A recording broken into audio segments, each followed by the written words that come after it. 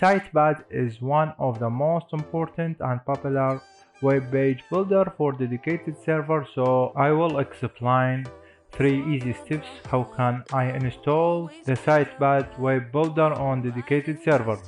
I will go to click on the dock from the main menu. Also, I will choose the installing SitePad in the cPanel.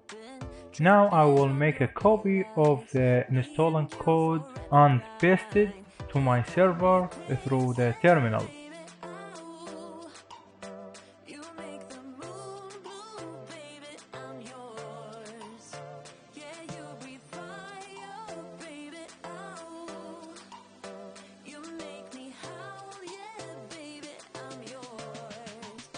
Now it's already installed, so I will go through the plugin. By the end I will see the SitePad web builder.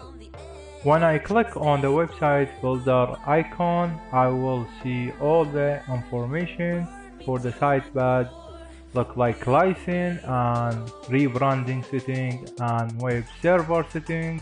I will configure all these settings next video.